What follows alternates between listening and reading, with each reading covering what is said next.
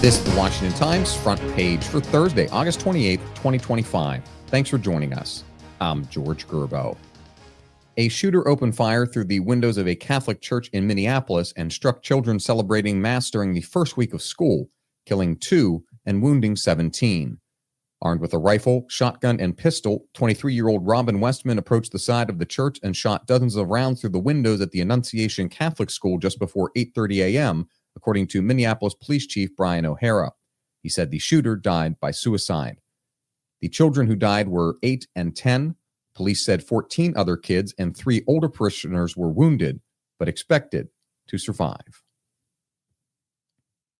President Trump has ramped up pressure to force Russian President Vladimir Putin into a face-to-face summit with Ukrainian President Volodymyr Zelenskyy and ultimately a peace deal. Jeff Murdoch and Tom Howell report Trump made good on his threat to double tariffs on imports from India to 50% as punishment for importing Russian oil, which helps Russia finance its war. Trump also dispatched Special Envoy Steve Witkoff to meet with representatives from Ukraine in New York to present a united front to rope Putin into talks. The Trump administration is also prepared to boost its role in post-war security guarantees for Ukraine. While Russian forces continue to grind forward across the battlefront in a war of attrition, Ukrainian long strikes on oil refineries are hacking deep into Russia's energy infrastructure. Guillaume Patak and Andrew Salmon report the strikes have eliminated as much as 17% of Russia's refining capacity.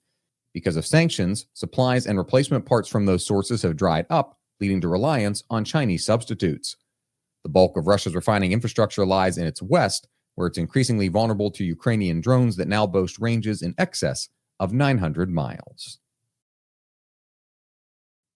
President Trump is working with Republican congressional leaders on a comprehensive crime bill. Kerry Pickett reports Trump said on social media he's working with House Speaker Mike Johnson and Senate Majority Leader John Thune on the legislation, which is still taking shape. The president said he believes the bill will help Republicans in the 2026 midterm elections by isolating Democratic candidates from their big city constituents.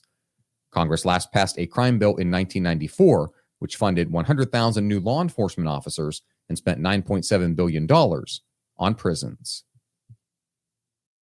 And finally, the Trump administration is working to phase out animal testing experiments in different levels of government. At the Food and Drug Administration, Stephen Dinan reports officials released a timeline to reduce tests on primates. The Navy has banned all dog and cat experiments, and the Environmental Protection Agency has started to retire rats and fish held for testing at its lab in North Carolina and is now seeking homes for them. The National Institutes of Health, the largest player in taxpayer-funded animal testing, agreed in April to promote non-animal approaches to research and said it would work to reduce any bias in favor of animal testing. Find all today's front page stories at WashingtonTimes.com/front page or on the Washington Times app, and find us wherever you get your podcasts. You can also find us on social media at Wash Times for breaking news, sports, commentary, and more. For the Washington Times, I'm George Gerbo.